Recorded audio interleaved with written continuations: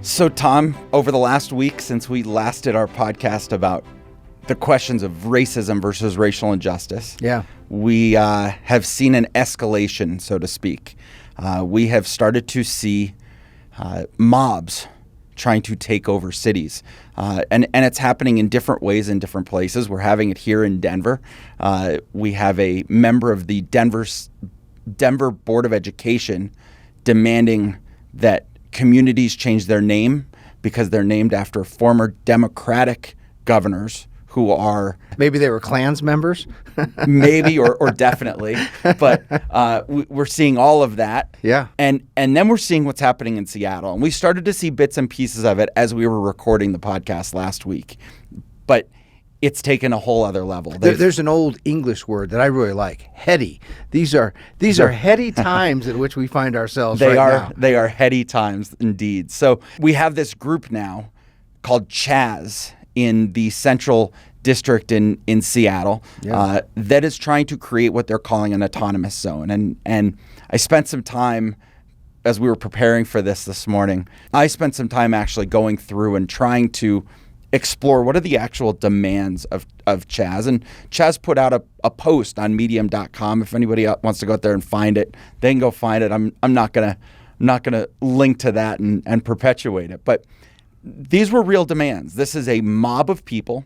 Mm-hmm. They have told police they are not welcome or allowed inside of that area. And let's be clear, my understanding is these are not elected representatives of the citizens. Is that correct? Correct. They have not been elected in any official recognized election by voters. It's actually a guy who calls himself Magic. Just one name, Magic, Majik.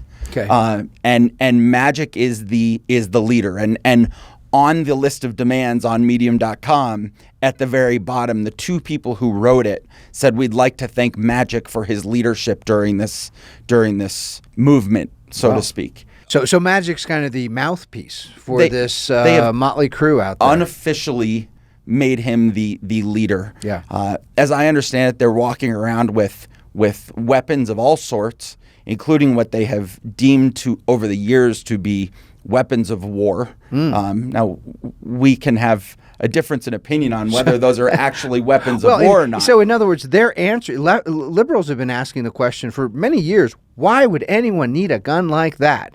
It sounds like Magic and his followers are answering that question. Yes. You might want to seize an American city sometime, and it might be useful to have those weapons. I was watching another podcast, though, and was reminded that Seattle is a city, and I'm going to forget the exact name of the law that's in place, but it's an old law that goes way back to its early days as a city, where if two people agree to a fight, if you and I are in the street and there's a policeman standing right next to us and we agree to engage in a fight mutually, the policeman does not break it up. It's an old form of a dueling law. It's an old form of a dueling law. Yeah. And as I understand it, that is happening in mass inside of this area. We've seen videos coming out of there where members of the black community inside of there have forced, in one way or another, have forced white women to get on their knees and apologize for being white, or apologize for the history of how whites have treated black people in America. Right. And so there's a lot of interesting dynamics happening in there. But most importantly, I found this list of demands to be quite interesting. They started off by focusing on the Floyd situation, and they started off by requesting that those who were arrested... Police brutality, yeah. Right? But even more specifically, what they've deemed the George Floyd rebellion, the people who got arrested during that for whatever cause, whether it was destruction of property, whether it was attacking a police officer, whether it was violating curfew, whether it was violating anything. And you and I probably would sit here and agree that some of those issues are more egregious than others, and some deserve to be criminalized and some maybe shouldn't have been. Right.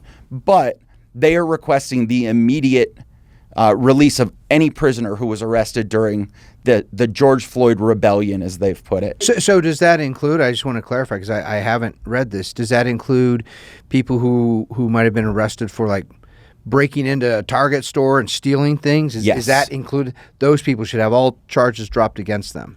Anybody who was arrested as part of that, gotcha, as part of that experience has been demanded. They're not requesting; they are demanding. And if you go through this list on this blog post, every time it says "we demand" in italics before every single one of these first 20 bullet points. Right. And I have the list here, and some of them are interesting, just worth bringing up. The very first one after that, after the George Floyd stuff, was the total abolition of city police, city courts, and to no longer allow ICE within the borders of the city. So not just cops, but also courts of all kinds, civil courts, criminal courts, all courts. They didn't clarify. They just said all courts. I mean, the role of a court should be the ideal is to be a third party adjudicator. This is especially important with civil courts, right? If there's a contract dispute between us, we need some neutral third party to sit and look at the claims and figure out how to resolve this problem peacefully, legally, rather than us going out and dueling in the streets, right? That's the purpose of a court. Well, and what's interesting is a little further down the list, they actually demand that the federal government come in and actually reopen all cases of police brutality that have been accused and, for whether it was based on qualified immunity or for any other reason, were not tried or were not convicted. So this is sort of fascinating, Dave. What this means is that I don't know these folks in Seattle. I don't know their political affiliation. I sort of have some general idea, but you can guess. It's probably more of a prejudice than anything. I don't know.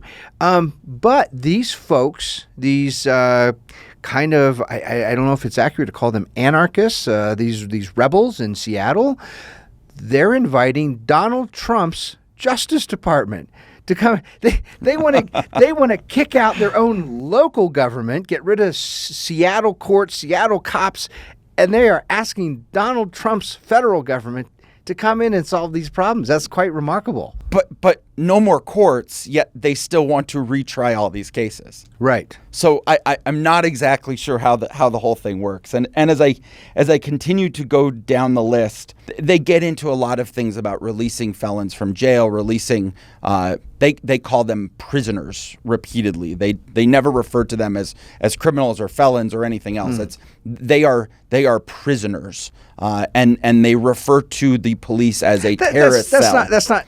It's not entirely inaccurate. If someone is in prison, they technically are a prisoner. That's fair. But there is a clear message being sent that they see the police as a terrorist cell, and this was a war. Right. And that those people are prisoners of war, not criminals or felons who violated a law. And here I'm going to say just a word, a small word, but a word in support of that general thesis. And I'm going to try to be very measured about this. But this notion that our police departments are like the military, that has been troubling me for years. Increasingly, metropolitan police departments, and I think young people, especially young men who are attracted to it, see it as a version of military service. But the difference is, right, if you go become a Navy SEAL, your specialized training is to go out to where the enemy is and kill them as efficiently as possible. That's not what police are supposed to do. Sure. Police are supposed to protect the rights of fellow citizens. And so there's something to the very training of police that makes them often act the way soldiers would act in a combat situation, rather than acting like local police who are there to protect the person and property of fellow citizens. Right. And like I said at the beginning of this, there are probably some areas that we would all probably agree on. But the demands didn't stop just with issues of police brutality. And then there were real demands, and these were systematic changes to the United States and the fundamental principles of the United States. Now, you have read them. I have not. So Right. I'm going to go way out on a limb and just take a guess. Okay. Do those demands include some free stuff?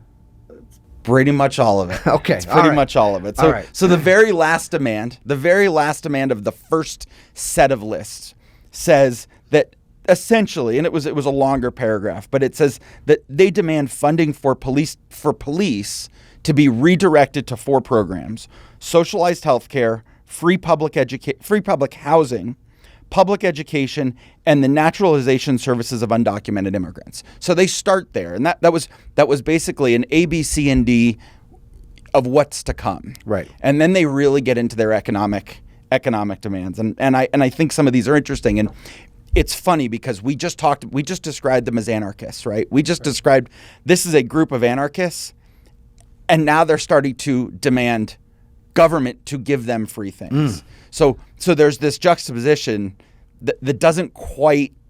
Yeah, in fact, it's interesting that they're talking about scaling back government, getting rid of cops and police departments and courts, and eliminating a lot of government. And yet, one of the things I've learned in my studies of history is any kind of provider state, any kind of subsidy state, welfare state, whatever you want to call it, a government that takes from some and gives to others, that requires a lot of bureaucrats. It requires a lot of programs because there's a lot of people. Right. And so trying to figure out who needs what, first of all, who has what, from whom can we take, and then to whom do we give, and how much do we give, and what do we give?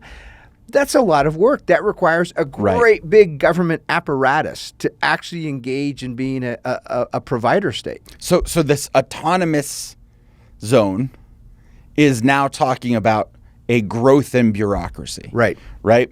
And to start with, they start with some ideas that are not that awful. And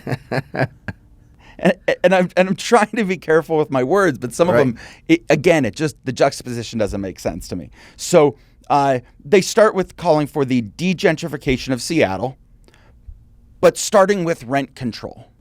See, now when I first heard that, degentrification, I was about to jump in and say I agree with that. The number one cause for gentrification, that is, communities, typically what that word means is neighborhoods that have had either, people of low income or people in racial minority groups. They get displaced. White people come in and buy their property, buy their businesses, buy their homes. And the single biggest cause for gentrification are regulations. Regulations at the local level, state level, federal level makes everything more expensive, makes housing more expensive, makes running a business more expensive.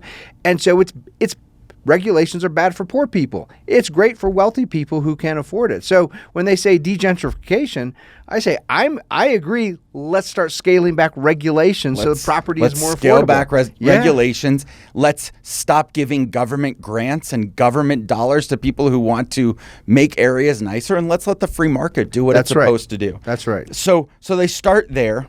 And then everything else is just about free things. And I'm going to run through these quickly, but there's a couple that you're gonna jump at. City funding for arts and culture to improve city arts and culture. Free college for all people in the state of Washington, in particular for Black students as a form of, what was the word they used? Reparations. They want free college as a form of reparations.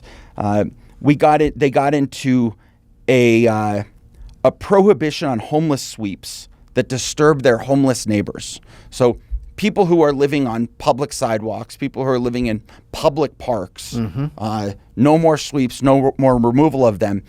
And then they took it to another step, end all evictions. So if you live in a house that you're not paying rent on, that's privately owned, you can no longer be evicted. So what that really means, I mean, this is really a Marxist idea. Where this ultimately leads is the abolition of private property, right? If a property owner, I own an apartment complex or a condo and I'm leasing it, what that really means is that's not my property. Right. It's an end of property rights. Exactly. And which then raises the question, if that's not my property and I purchased it and I own the title, if that's not my property, okay, but why then is it the property of the person living in it? What claim does that person have that somehow nullifies my claim. Right. And then they just fail to see the long-term effects of that. You're no longer going to have people buying property and renting it, and people are going to have to start buying their own property, and people who don't have the capital to do that, where rental makes more sense, are not going to have housing available to them, which will then increase the homeless population, and we see the dominoes from there. I'm guessing one of the effects of this would be very few people would invest in building new condos, new apartment buildings, new housing. Why do that if it's just going to be taken away from you? And then the rest were more about they want people to better understand the situation that Black Americans have to go through. And in particular, there were two that stood out to me. One is that all hospitals and care facilities must employ Black doctors and nurses to care specifically for Black patients. That no longer is it appropriate for a white doctor or a Hispanic doctor or an Asian doctor to care for a Black patient. And I think back to the entire civil rights movement and this idea that separate but equal was not ever separate but equal, and it feels like this whole list is moving us back to separate but equal. Yeah. So much for Martin Luther King Jr.'s dream, right? Of not being judged by the color of my skin. What they're saying is precisely, we're going to judge you even as a physician. It means identity politics is come into the sciences, right? So how you practice medicine, your understanding of the science of medicine is less important than the color of your skin. And then there's the whole Twitter atmosphere right now where I wonder if somebody had Dr. Ben Carson walk in to treat them, if they would say, you're not Black enough. Correct.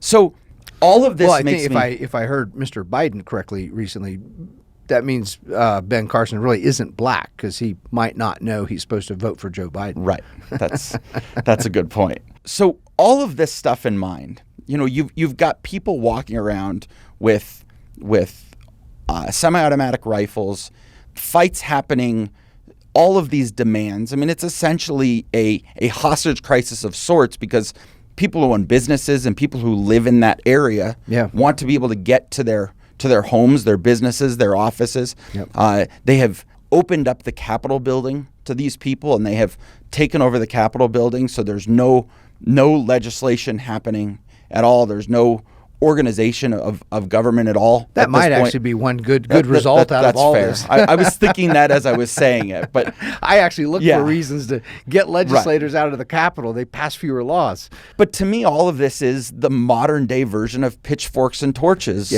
of a mob walking down the street. And for those who don't know, before Vino Veritas Society launched, we did a series of lectures where you walked people through the Federalist Papers.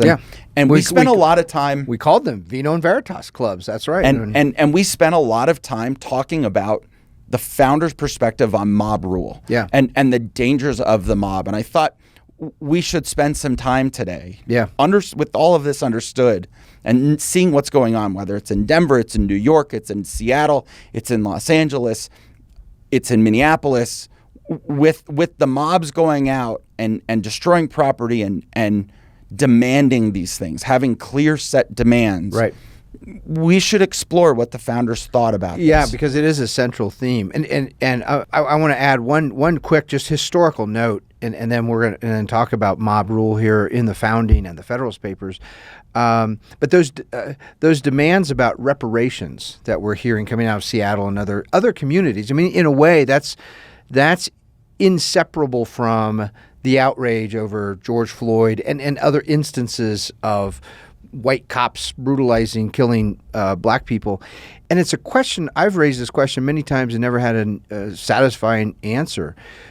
For those who demand reparation from living Americans today who clearly had nothing to do with slavery, nearly 2 centuries ago, if they think that's right to make living Americans today pay other living Americans, neither of whom were slaves, how about when you go to the roots of the Atlantic slave trade, it turns out you needed two parties, two things that happened simultaneously. One was the sciences of sailing and shipbuilding became good enough where you could reliably ship cargo across the ocean. But before that, it didn't make sense. It was too risky.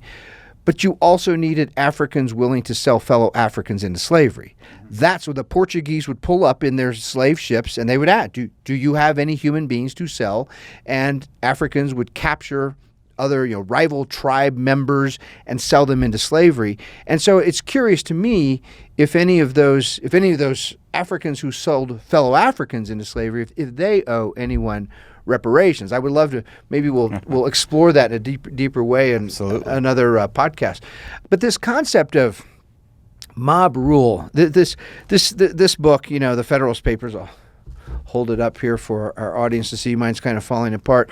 This is the most articulate exposition of the whole challenge of constitutional self-government. And when you distill it down, I've been studying and teaching this book now for 20 years.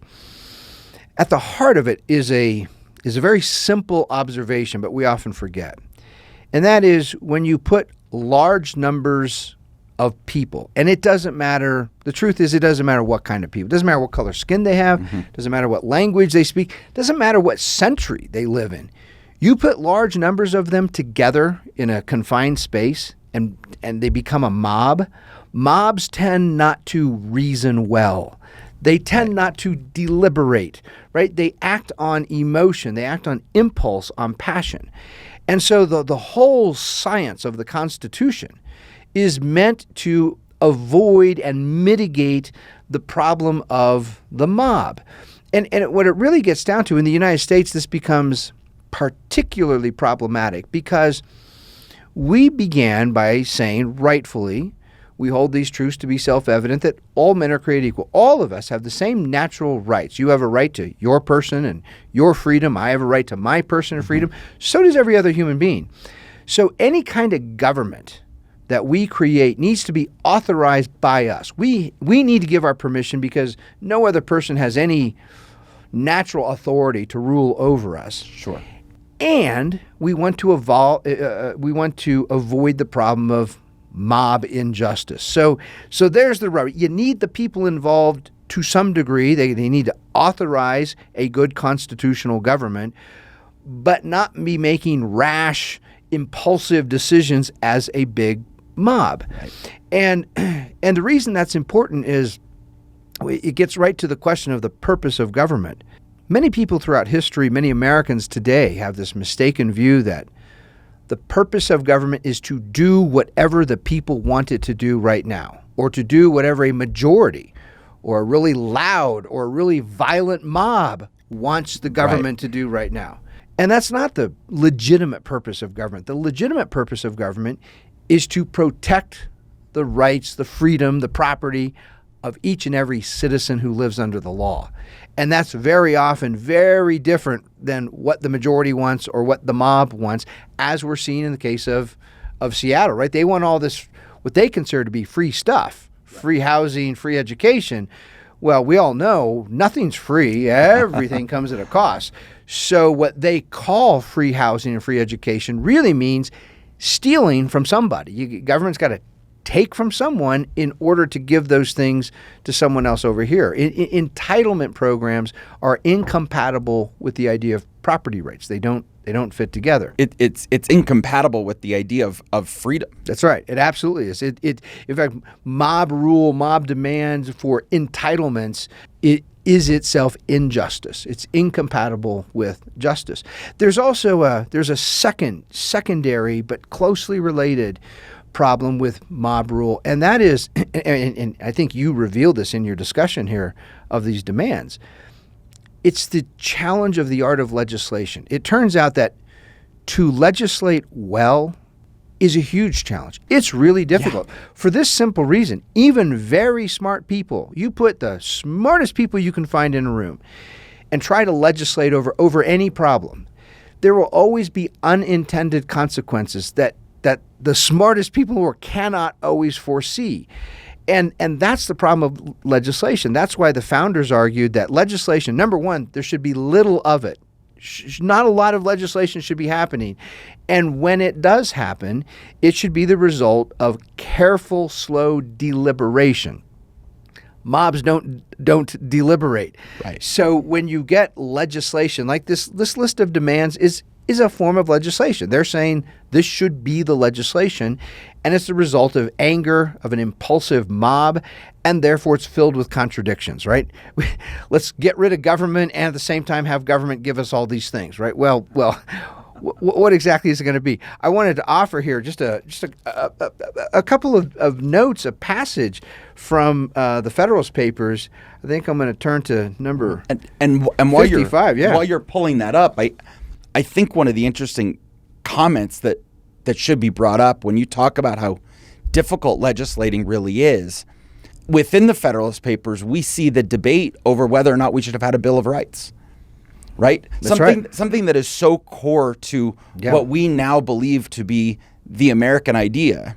There was debate about what are the domino effects of having the Bill of Rights. And some of the smartest men in our country's history could not agree on what those dominoes were going to look like. So when you talk about how difficult legislating is, the very idea of actually writing down on a piece of paper what our natural rights are, what we have a right to, is a whole issue in and of itself. But here I'll read this, and I'm going to give you two famous examples. This is James Madison writing in Federal Paper number 55, and the discussion here, the context is the House of Representatives, and they're trying to figure out how democratic should it be? How big should it be? Should we have one representative for every 10 citizens, for every 100 citizens, for every 1,000, right? The lower you make that ratio, the bigger the House of Representatives should be. Today we have 435 members in the House. Should there be 1,000? Should there be 20,000? Should there be a million members? Should every citizen be a member? And here's what Madison has to say. Quote, "The truth is that in all cases, a certain number, at least, seems to be necessary to secure the benefits of free consultation and discussion, and to guard against too easy a combination for improper purposes.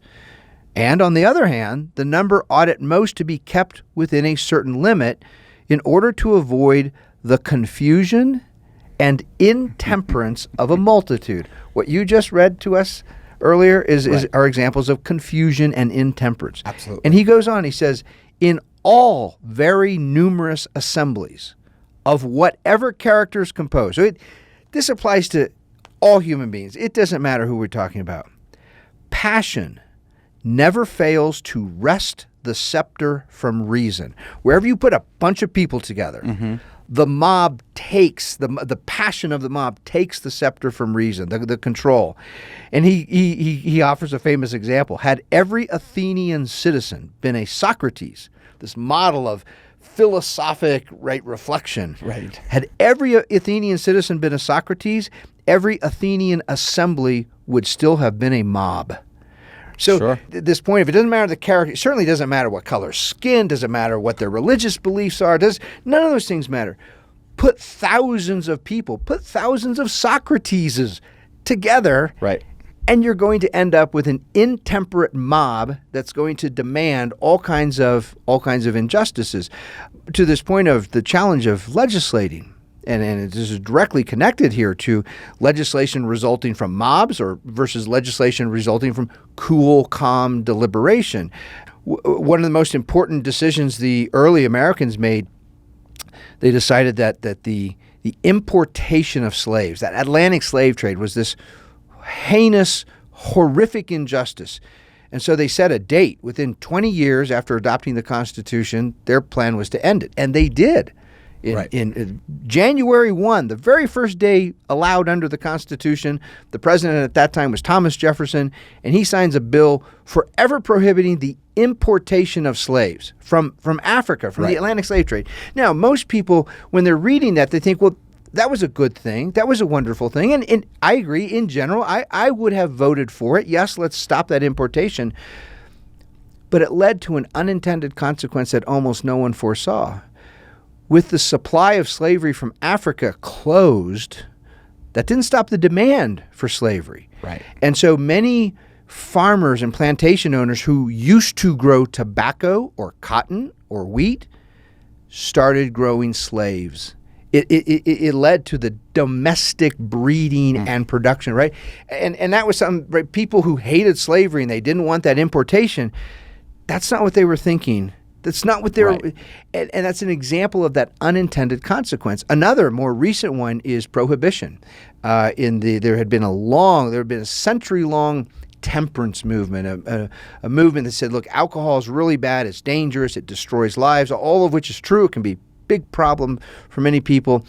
And eventually in 1919, they get an amendment passed to the Constitution, the 18th Amendment, prohibiting the manufacture, sale, and transportation of alcohol. And all of these temperance movement people thought this was a great victory, right? We're going to solve the problem of alcoholism. It led to all kinds of unintended, terrible consequences, including the rise of the mafia, of gangsterism, murders. It led, one of the results of prohibition, there was more alcoholism. That's right, more alcoholics during prohibition than before. More people were drinking, and they were often drinking unsafe, moonshine cooked up in someone's backyard that was half poison.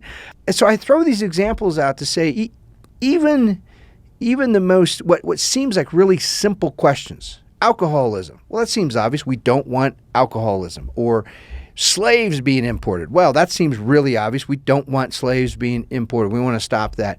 Even those kinds of legislation creates all kinds of secondary, unintended consequences.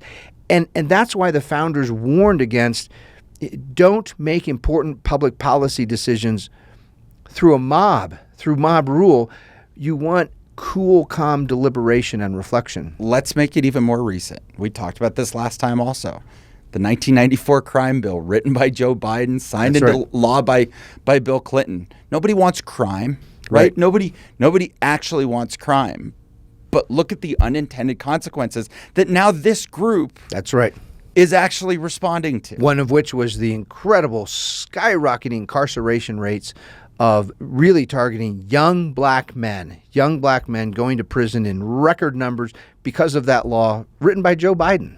And many of which were young black men who had just had children.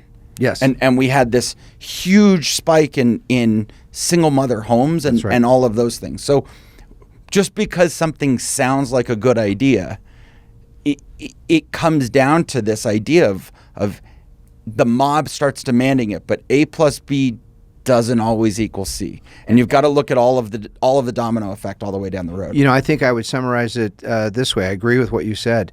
Another way to say it is the will of a mob is not necessarily reasonable, and what they want is not necessarily true or good or right. And that's why what we need more than ever in these heady times, what we need is some learning, some reflection. We need to understand ourselves, the important ideas. We need to reflect and deliberate about how to act on those things. And we need to practice talking and communicating and inspiring other people with those ideas, which is what the Vino Veritas Society is all about. Well, I have to say how incredible it is to me looking back and seeing that our founders knew this was coming. They were able to see this in advance, and it makes it that much more important that we continue to study them and their thoughts and their ideas for America, because they did think forward this far. So when our guardians ask the question, why are we reading some of these old documents? This is why, because there are certain human problems that are just permanent. They're part of human nature, and those founders had some pretty penetrating insight into how to think about those problems. Absolutely. So we have to remain the guardians. We're the guardians. No sumos custodes. We'll do this next week. All right.